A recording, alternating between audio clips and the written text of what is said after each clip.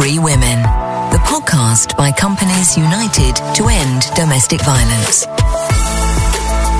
Hello and welcome to this new edition of OneInThreeWomen, the podcast. OneInThreeWomen is the first European network of companies committed to fighting violence against women.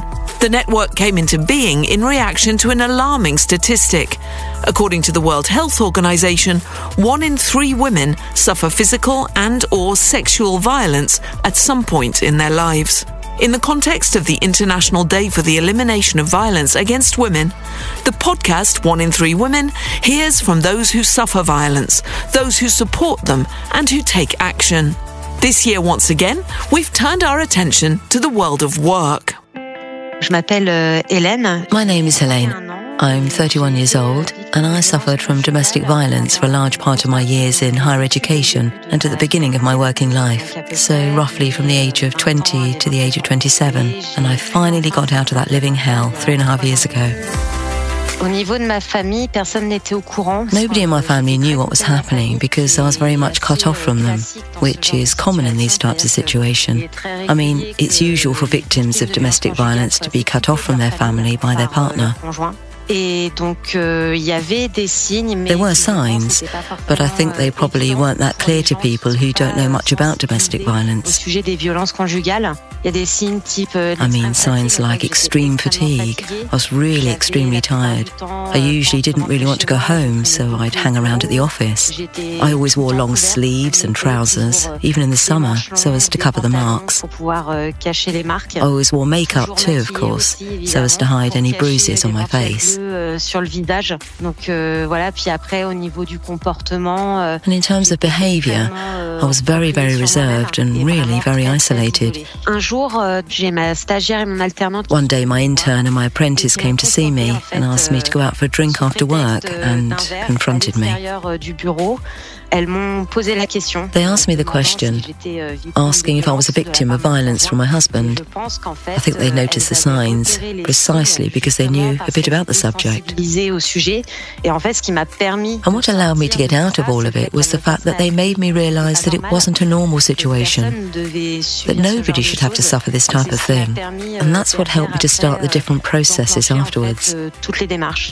As soon as I got to the police, I told my company. First of all, because I didn't want my husband coming to meet me at work, and they were very understanding. They informed reception so as to be sure he didn't come, or that if he did, that I didn't end up face to face with him. And they were extremely tolerant and understanding because the whole process takes time. What with filing a complaint, legal appointments and so on. Inevitably, there are times when you just can't be available to work. They gave me the time I needed to do all the paperwork calmly without having to stress about work. As I see it, the workplace plays a very important role for the victims of violence. Because work, the office, it's really a safe place for the victims. It's a place where they're not physically with their abusive partner. And it's extremely important because it's also a time for themselves, when they can potentially go through the processes to try and get out of the situation without the partner being there. And you're in contact with people. You can potentially confide in someone. And that's also where the company has a role to play. The company can raise awareness in managers and in teams about violence. That also means victims can have someone who will listen to them, someone they can talk to. And it's extremely important because in general, the problem with abuse is that victims don't dare talk about it. It's still really taboo. So that feeling of safety, that impression that someone will listen, is very important in helping victims to get out of the situation. I have 2 messages for people listening. For companies, I'd say it's extremely important to take this subject into consideration. It's really something that shouldn't be taboo, something that happens much more often than we think, and not just in what you can call the lower classes. I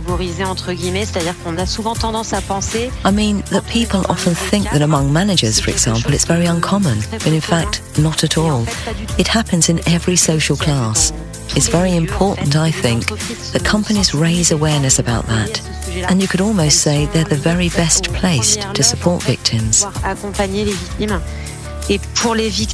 And for the victims, they mustn't be afraid. They have to dare to talk about it. They mustn't think it's their fault or that they should be ashamed, because that's just not the case. They're absolutely not responsible.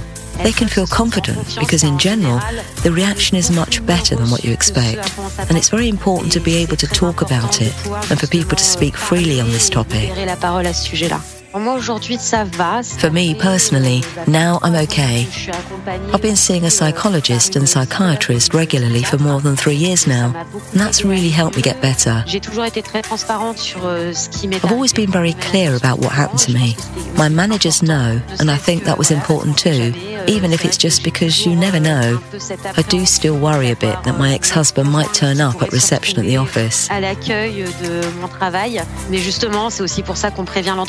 that's precisely why you tell the company, so as to be sure to be protected in a way. And it's true that I feel much better than before because I feel stronger. And I think that's super important for victims. It seems like it'll be very difficult to get out of the situation.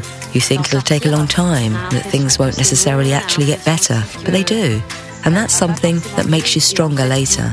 And I think in a way, you actually appreciate life all the more after going through this type of experience. On apprécie d'autant plus la vie après ce genre d'expérience. And that's the end of this episode of 1 in 3 Women, the podcast. You can listen to all of our podcasts on the website of the FACE Foundation, fondationface.org.